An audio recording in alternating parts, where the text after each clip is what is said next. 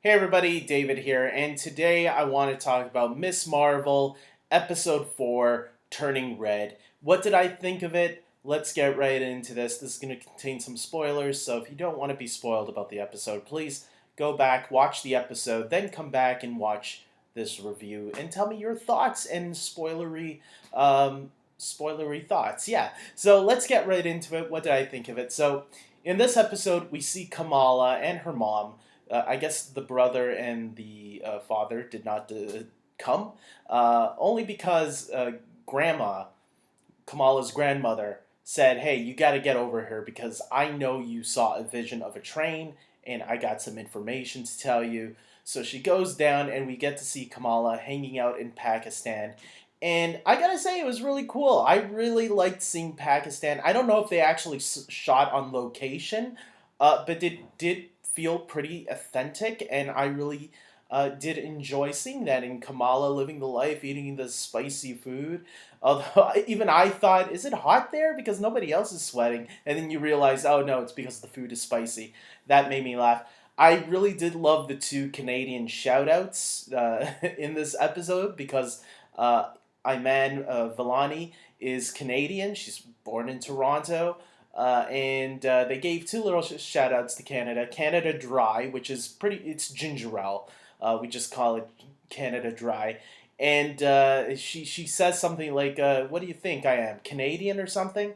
Something. It was something to that extent that made me laugh, because obviously it's a little nice reference to her being Canadian. So that was really cool. Kind of like Ryan Reynolds. When Ryan Reynolds, he shoots himself in Deadpool 2 and says, "You're welcome, Canada." The Deadpool movies have a couple of Canadian references. So whenever I hear something like that in a movie, a shout out to my country, I do get a little geek out over it because I think it's kind of cool. Because the US gets enough love in movies. I get it. You guys make more of these big blockbuster stuff.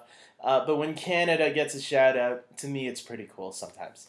Um, I really did like the moments between Kamala and her grandmother, giving a little bit more history on the bracelet and such.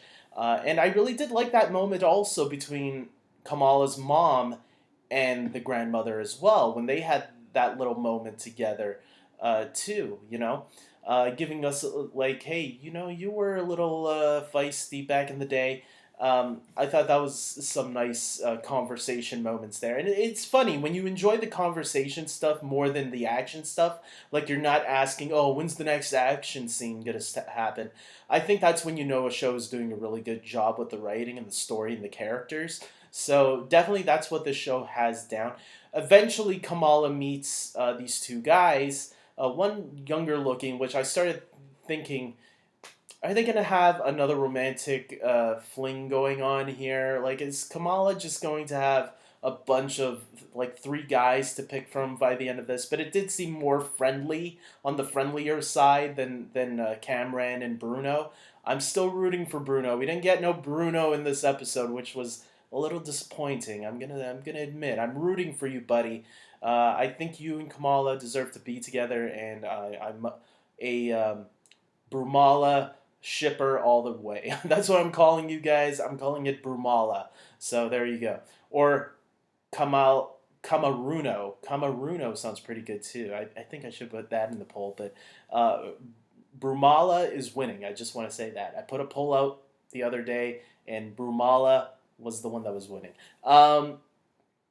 Yeah, so when she meets these two guys start talking to her about her powers, the bracelet, etc., and start getting into these alternate or other dimensions that are on Earth. We just can't see them.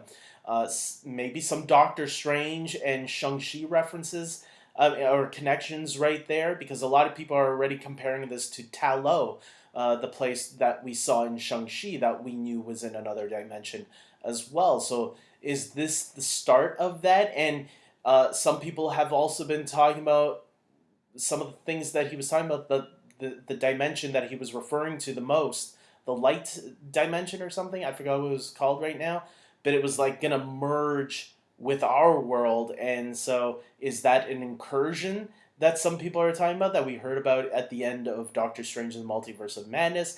I have to go back and rewatch the Screen Crush video on it, but it sounds like something like that might be being set up here. And we know Thor: Love and Thunder is just around the corner. Will that clear up things even more? Maybe this show will. The last episode of um, of the show, Miss Marvel, is going to conclude the weekend that Thor: Love and Thunder comes out. So it will be interesting to see if there's a connection there between the two shows. We know obviously there's a bigger connection between Miss Marvel and Captain Marvel, but I am curious if there'll be something there for Thor: Love and Thunder to play with as well. We'll wait and see.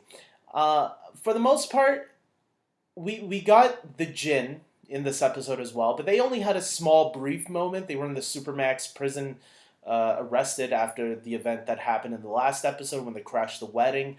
Cameron was there too. They all managed to escape, but they all abandoned Cameron on his own. So now he's left alone. Probably he's going to team up with, Kamala and Bruno and the rest of the guys later on in the series. We're getting closer and closer, by the way, to Kamala's costume. If you look at what she was wearing after she put on the mask and then they gave her a couple clothes to wear, it's looking closer and closer to what her actual costume is going to look like. So I'm curious on how she's going to get that costume and put it on eventually. Will her mother make it? I don't know how she gets it in the comics, so it'll be interesting to see how she gets it in the show. Other than that, look, other than Bruno not being in this episode, because, we love Bruno and we're rooting for him, I think this episode was really good. I think this entire series so far has been really enjoyable, and it delivers with each new episode. I haven't been disappointed yet.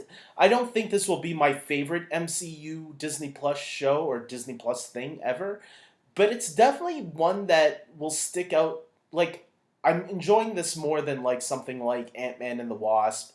I think I might be enjoying this so far more than Hawkeye, although right now I would say they're even. I have to see how the episode ends, because Hawkeye I really enjoyed a lot also, until the final episode that kind of was like, it was okay.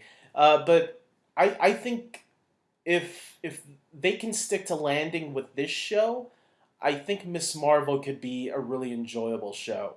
Might not be the best, but it will be a really satisfying series, and it all depends on how the finale decides to end. But so far, so good, man. I mean, this show is surprising me, and I'm looking forward to seeing two more episodes. Like, we're already less than halfway there, so it will be great to see how it all comes to an end.